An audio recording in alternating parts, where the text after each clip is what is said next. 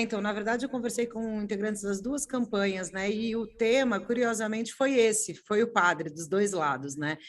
Da campanha do Bolsonaro, um assessor do Bolsonaro comemorou o fato de que, na avaliação deles, o Bolsonaro caiu na armadilha do padre. O Bolsonaro, não, desculpa, o Lula caiu na armadilha do padre.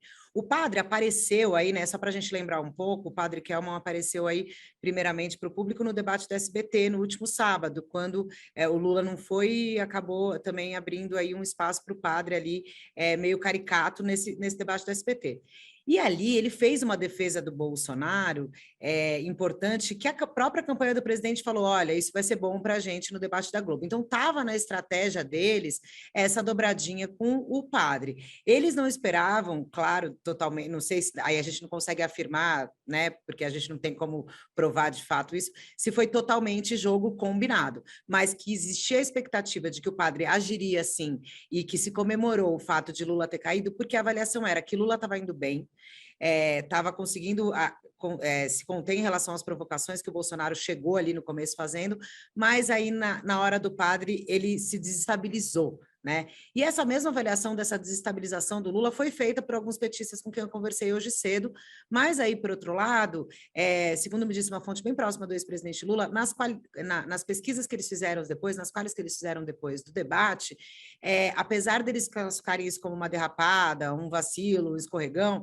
eles viram que não teve muito impacto.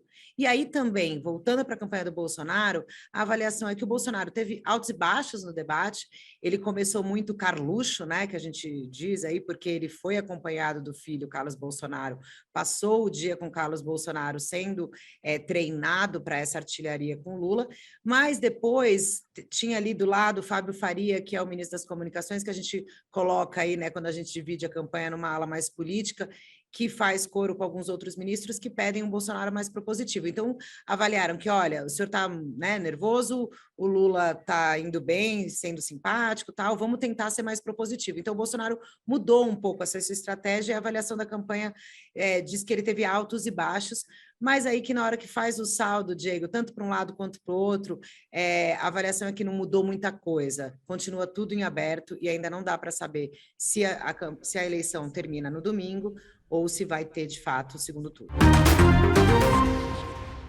Eu acho que até para falar um pouco do Kelman, né, o Diego, porque é o seguinte, de manhã eu estava pensando, ontem a gente ficou discutindo, poxa, mas o que dá para fazer, né, com relação à questão, porque essas figuras aparecem nos debates, né, é possível fazer, de mudar o corte, mudar a questão de seleção para o debate, né, e aí eu fui atrás de especialistas, pesquisadores, professores em direito eleitoral para tentar entender esse processo.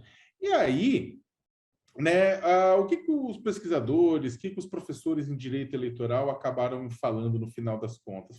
Falaram o seguinte: olha, é um pouco complicado, porque em primeiro lugar, não é nem desejável criar na democracia uma barreira discricionária, uma barreira de seleção, né, para a participação de pessoas em rádio e TV, que são concessões públicas. Assim, tem que ter um critério, né? O critério hoje é partidos que tenham até 5 congressistas, somando deputado e senador. E aí eles falaram: olha, como o Fernando Neisser, que é pesquisador e professor, ele falou: olha, está aumentando a cláusula de barreira, está diminuindo o número de partidos e aumentando a necessidade de partidos ter o mínimo de deputados. Então, você pode subir, mudar a lei e subir. Ao invés de 5, ter 10, 12, 11, 15 pessoas, no mínimo, para poder participar de debate, né, na TV. O problema, isso para rádio e TV, porque internet, jornal, revista, isso aí é livre, cada um coloca quem quer e acabou, né? Porque rádio e TV são concessões públicas, né? Só que aí ele colocou um ponto que ou seja, dá para fazer isso? Dá. Né? Ah, mas por que a gente não coloca pesquisa uma pontuação de pesquisa? Tá bom, em qual pesquisa? Datafolha ou Brasmarket, né? IPEC ou CNT-MDA? É complicado, não dá para botar lá na lei qual pesquisa seria a referência, e aí pode ser qualquer pesquisa, né? Mas o grande problema, né, é que é o seguinte, o grande problema é que é o seguinte, é que a questão, isso pode ser driblado, se você coloca o mínimo também. O PTB do Kelman não ia sair com o padre Kelman para presidente, ia sair com o Roberto Jefferson, né, que estava condenado, tudo. A candidatura do Jefferson foi impugnada, tiraram o Jefferson, assumiu o vice, que era o Kelman, né? Agora, o ponto é que o PTB ia sair junto com o PP, o PL e os republicanos dentro da chapa do presidente da República. Só que aí, muito estranhamente, ele acabou não saindo dentro da chapa do presidente da República. E aí saiu de forma independente. E todos os analistas na época, todos nós apontamos, está cheirando a queimado, isso é estratégia para que o PTB possa atuar como linha auxiliar. O PTB é um partido, não é pequeno, né, para atuar como linha auxiliar do presidente, debates em outros lugares.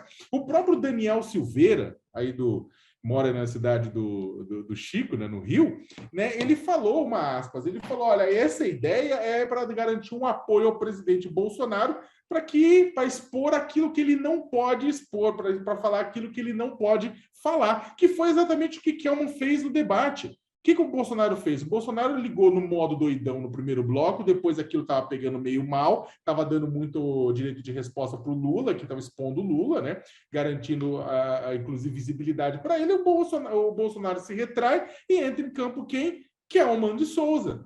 Para fazer o quê? Atacar o Lula e tirou o Lula do sério. Garantiu até uns pontinhos, né, para o bolsonarismo isso. O Sakamoto disse ontem, nessa rave do debate, né, ele disse que parecia que estava com o estado de consciência alterado. Aqui no Rio o pessoal é mais direto, né? Como eu disse, eu pensei que estava doidão. E parece que a gente está doidão há anos nesse governo, porque figuras como esse Augusto Aras aparecem em vários momentos recortando um vídeo antigo. Esse mesmo vídeo ele já usou em outros momentos para se posicionar. Quer dizer, ele não tem... O apreço do Aras é tal pela democracia que ele não se dá o trabalho nem de escrever um texto, de contextualizar as suas ideias para esse momento, de fazer um pronunciamento mais cuidadoso. Ele, assim, pega um pedaço de um vídeo que ele já usou várias vezes e solta. Vem aí a matéria que o Sakamoto citou do Estadão, de que os militares vão aceitar o resultado das urnas, quem vencer as eleições leva, ou seja, obviedades, platitudes que numa democracia não deveriam ser ditas e nem se deveria dar importância para isso. Deveria ser um motivo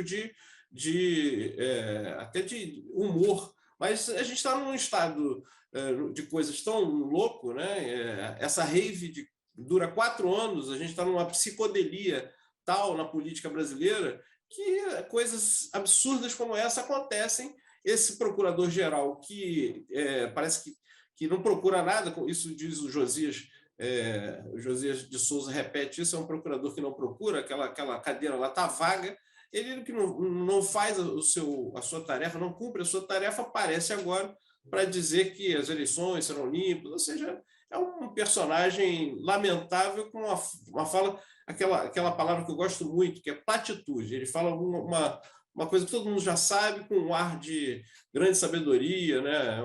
E aquele ar de quem está dizendo alguma coisa bombástica, mas mais uma platitude do Augusto Aras.